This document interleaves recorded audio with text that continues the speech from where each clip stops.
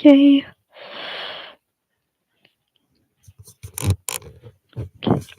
Hey guys, also Scarlet Thickbin here, and welcome back to our brand new reaction video.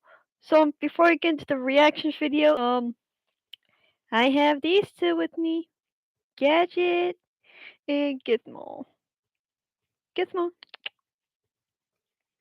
come on, buddy.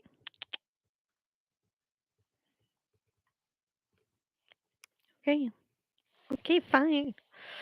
But yeah. So today I'll be reacting to 3 more videos and everything. So yeah, the first video that we will react to is of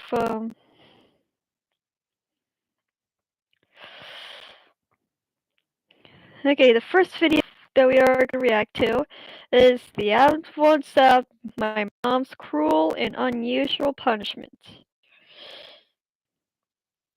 So,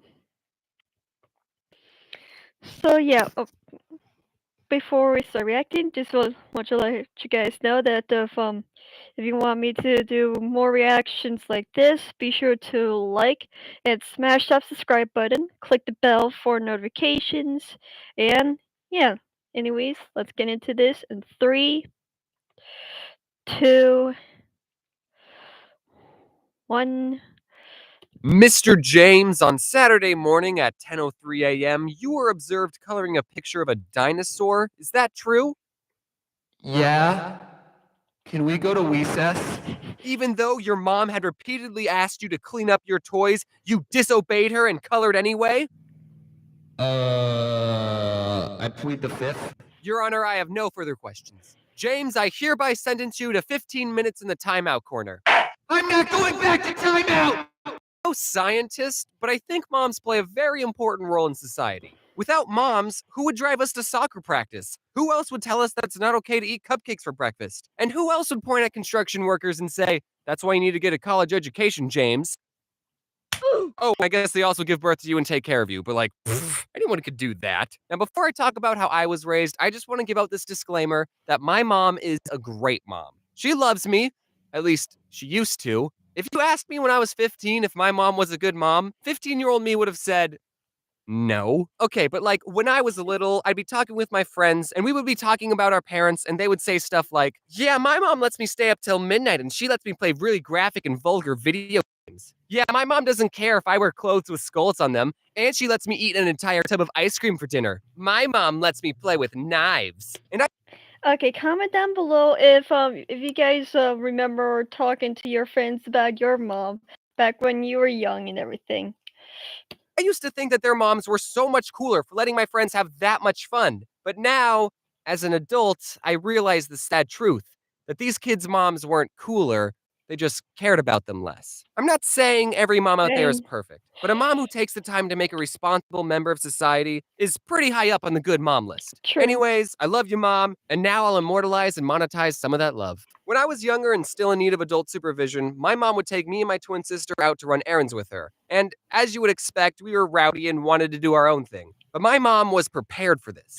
She'd bring 2 plastic baggies filled with 10 M&Ms, and every time my sister or I misbehaved, she would eat an M&M right in front of us. And she made sure we saw her eat our M&Ms. She didn't give us a warning either. If we did anything remotely bad, she would say, hey, look at me.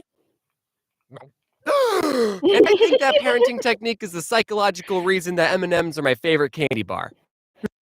I'm a good boy. I'm a good boy. Something me and my sister really liked doing was hiding in those circular racks of clothes that they have set up in department stores. Being in the middle of one of those racks is such a surreal experience. I totally recommend it. Okay, I remember doing that when I was young and everything. Back, like have. Okay, have you ever have you guys ever done this when you were young and everything? Whenever it comes to going to stores that has like lots of clothes and the pants rack and all that, comment down below. But my mom didn't like it when we had fun, so she had to reach her arm in and try and grab us. Do you need any help? Oh, no, I'm just trying to get something in the back. There's a really nice belt that would be great for spanking my misbehaving children! I was spanked as a kid.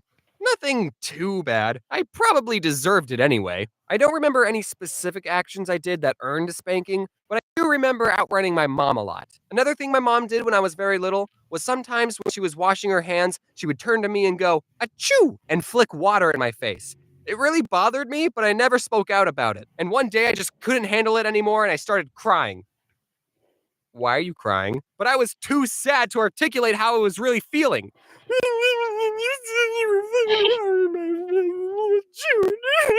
If you ask her about this today, she'll say that she doesn't remember doing that sneeze gag ever, but I remember it vividly. So to get back at her, I put a rubber band around the dish sprayer, so when you turn Oh, on the sink, it would spray water at you. Come to classic think of it, I prank. do remember one reason I was spanked. Every time one of my siblings insulted another sibling or told them to shut up, we would have to pay them 50 cents. This resulted in a really weird dynamic when it came to insults. We would get excited when someone called us a name. Mom, Luke called me a butthole! That's 50 cents. Woo! I'm rich! But sometimes us kids would just be messing around with each other and we didn't really mean the insults. So we would feel bad taking someone else's 50 cents. Like someone would say, "Hey, James, what's 6 plus 6?" And I would say, 9, idiot. And my mom would hear me and say, "James, that's 50 cents." And my sister would feel bad, so she would insult me back and say, "James, you're an unpleasant person." Aw. Aw. Swear words cost you $5. That's why I don't swear in videos. But now I can afford it. So, you, Mom. You piece of My mom never washed her mouths out with soap. She wasn't that kind of person, but she did threaten to if we swore. And one time after I said a pretty naughty word, penis, she said, "If you don't behave, I'm going to get the soap." And I said, "I don't care. Soap tastes good." "All right, you big dingus, shove this in your mouth. You won't do it. No balls." So I bit into it and immediately regretted it. Now people are eating soap for views. So I guess we never grow up. Did anyone else's parents put a password on the family computer? Because my parents did, and I didn't know we were the only family that did that. We had a rule in the house that we were only allowed to be on the family computer for however long we read a book for. But luckily, I would just read a book for 15 minutes, get my mom to type in the password, and then she would just forget that I was on the computer and let me stay on for hours. And I played a lot of Pets and RuneScape. Also, I wasn't allowed to have a TV or a computer in my room because then I would have easy access to inappropriate animes. When I was little, cell phones were a thing, but my mom didn't let me have one, so I had to talk to all my friends over a LAN. I hope I don't have to explain what that is, because that would make me feel really old, and I'm supposed to be in the prime of my life. But basically, it meant if I was upstairs in my room talking to a friend, my mom could grab a phone downstairs in the kitchen and just join in our conversation completely uninvited. Oh, I would Didn't matter hate who I that. was talking to, I'd be having a conversation like this. I think the reason I internalize and hide away all my problems is because of how invasive my mom is in my personal life. James, get off the phone and do the dishes. Mom, I'm on the phone! Wow, I can't believe you said that to the person who gave birth to you. So what are you two losers talking about? Luckily, I would almost never be talking to a girl. So at least that didn't happen. This other time, my mom was giving me and my sister a ride to school, and on the radio, she was listening to the worst subgenre of rock music, Christian rock. Just kidding, you can like whatever you want. Anyway, we were pulling up to the school, and I told my mom to turn the music down. What? Why? Because I don't want people to think I listen to this, Mom. You see, I was in junior high, so I cared a lot about what other people cared about. So she turned the music down, but as we stepped out of the car, she turned the volume all the way back up and blasted the music for everyone to hear.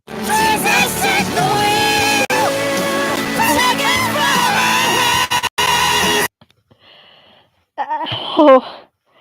Okay, that was. Oh, that was loud. Rest in peace, headphone users. I'm sorry. Let's continue this. We are almost done. Looking back at the situation, I think that's pretty hilarious. GG, Mom. These aren't all the times my mom embarrassed me, but those are all the ones I'm going to include in this video. I didn't even mention the time when I was 4 when my twin sister wanted to do ballet lessons, but she didn't want to do them alone, so my mom signed me up for lessons too. But that's a story for another video. Love you, Mom. Made me like this. Okay, so yeah, that was me doing the okay, that was the Odd1sout, my mom's cruel and unusual punishment. Okay, so on to the next video, the Lego Movie bloopers. Okay. So for those of you who haven't seen the Lego Movie bloopers be sure to watch them. Not bloopers. Okay. For those of you who haven't seen the Lego Movie, be sure to watch the movie first, then watch the bloopers, so you guys would know what's going on. But yeah, let's get into this in 3, 2, 1. Hello, everyone, and welcome to the Lego. I'm on a seafood diet. I see seafood and I eat it. Never mind. Cut. So, hey guys, I think we're about to crash into the sun. Who wants to see me do something really cool? Me. This is a great idea. Who wants to go into the sun with me? This is one of my worst ideas ever. Let's get in the sun. Let's get in the sun.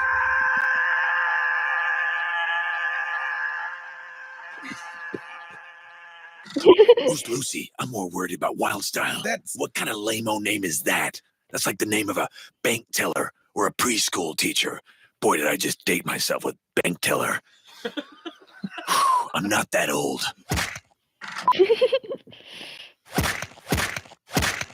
We have no rules. There is no government, no stop signs, no bedtimes, no frowny faces, no poo-poos, no boo-boos, and no hoo-hoos. It started out okay, and then I was like, I don't know. That was perfect. That was a good movie. Perfect. This is my kind of movie. Oh, what do you know? All right, well, cool it with the laughing. I find everything funny. Oh, man, your laugh is making me... It's actually a pretty good laugh. Well, then you're not going to hear it anymore. Good.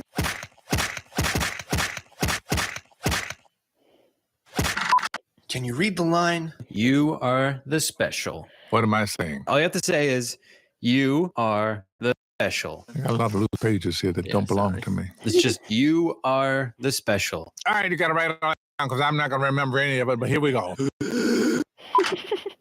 God, I have to lean on stuff these days. I hear that. I could use just like the arms of an armchair. Yeah, just The arms in the back. I don't need to sit, but just this. Let me grab and invent that. just a backpack that has just the arms and the back of a chair. Take it to a concert. All right.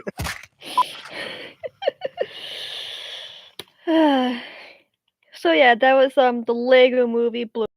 And now on to the final video. My Terrible Mouth Accident by Let.Me Explain Studios. So to this video, in 3, 2, 1.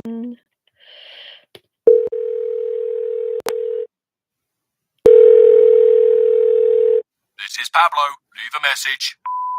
Oh, hey, Pablo, it's Henry. Listen, I'm kind of having one of those existential crises right now, and I could really use a legitimizing second opinion here. How are we still in a job? If no one in this timeline has a mouth, then why exactly is there a need for 2 fairies? And more so, doesn't this make this very difficult to tackle any mouth-related topics in this world? I just don't know. It just feels like a big oversight on the part of the creator. Anyways, call me back. Please. Bye. Hello, my geeks and peeps, my explainers and entertainers, my little oodle-ollies. Rebecca Parham here. You've read the title, you know what we're talking about, and I bet you're all saying to yourself, oh, Becca's got herself in a real pickle now. How's she gonna tell a story about her mouth when she doesn't have one? Shush. Chill out, I got this. There you go, problem solved. Anytime I gotta show you a mouth, it's Post-its to the rescue. All right, enough of that. Let's move on. Injuries, accidents, life-altering wounds that scar us physically and emotionally. Yeah, they make great stories, don't they? And don't we just love telling them? Dude, you want to see my scar? Got attacked by a mountain lion. fought it off with my bare hands. That's his appendectomy scar. Mom! Honestly, I've been rather fortunate. I haven't injured myself too many times in life. I mean, my dad accidentally pulled my arm out of my socket when I was 6. I got hit in the face with a softball when I was in middle school and had a shiner for a week. I slipped in water in high school and tore cartilage in my knee. A girl in theater dropped a heavy set piece on my foot and I had to do the rest of the shows with only one shoe on. I broke my toe banging it on a platform trying to get off stage. You know, maybe I'm more accident prone than I thought. I wonder how much football helmets cost. But my big injury story that I always tell people happened when I was very young. And it involves my teeth. I personally don't remember it at all, but my sister says she has a traumatizingly clear memory of it. That, and of course my parents were there for it. Actual content warning here, this story might get just a wee bit graphic because, you know me, I've never been averse to a little bit of blood. Or a gallon or two. For the brave souls still watching, let's get this show on the road. When I was about 3 years old, Dad wanted to have a play fort built in the backyard for me and my sister. He called over a family friend who happened to be a carpenter so they could draw up some plans and discuss how big it should be and where to put it. Mom wasn't home at the time, so to keep an eye on me and my sister, Dad let us run around the backyard while he and the carpenter talked things over. So in our backyard, we had a porch, and by the law of the South, if y'all have a porch, you gotta have a porch swing. Which we did, though it wasn't a very good one. Dad was keeping a watchful eye on us, but as any parent will tell you, the worst things always happen when you turn your back for just a moment. And when Dad wasn't looking, I managed to climb up on this porch swing. I stood up on it, and I guess in my 3-year-old mind, I thought I was on one of those playground spring horses, so I began rocking it back and forth. And apparently, I was not holding back. Your girl was chasing bandits in the Wild West somewhere, I don't know. Now, remember how I said this wasn't a very good porch swing? Well, good porch swings are designed they can't flip over. But this one, well...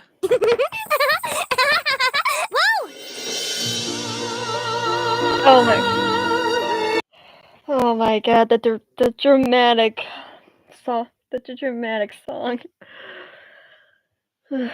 Okay, let's continue.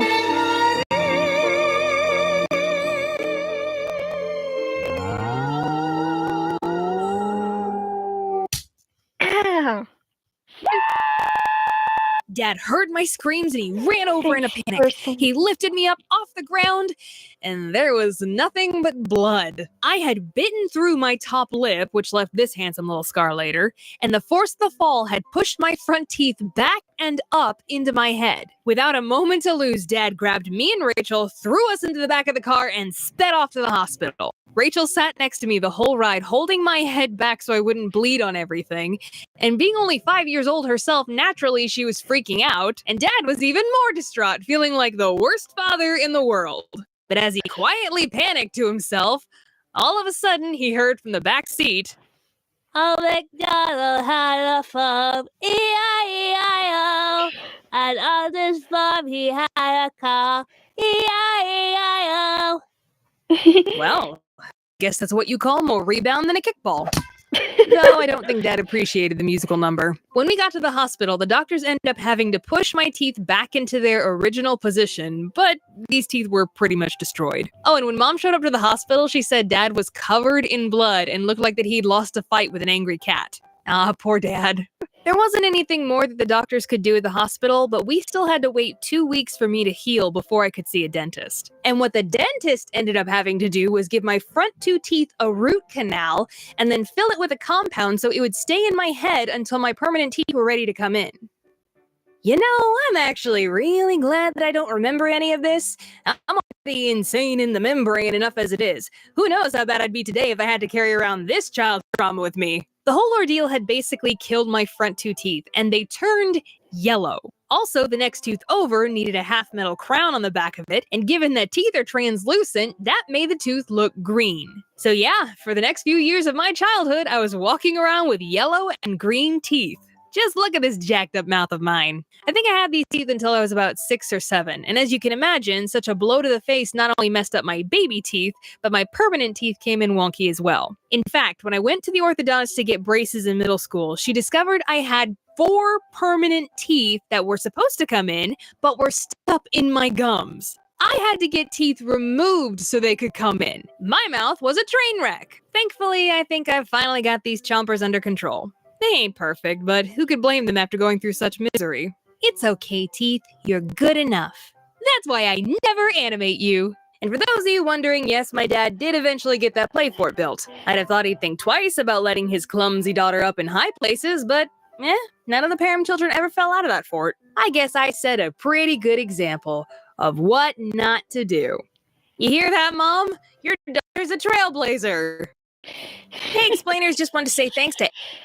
Okay, so that was the final to let me explain my terrible teeth accident. So yeah, alright,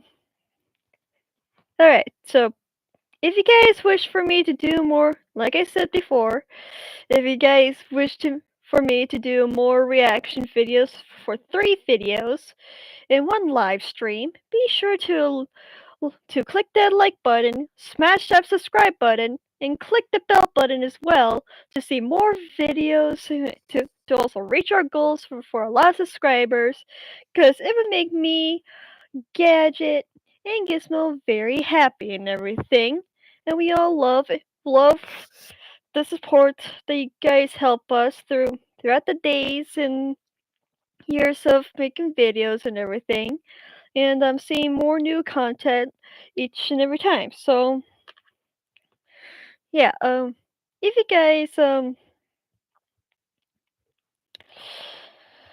but yeah, so me, Gadget, and Gizmo have to get going.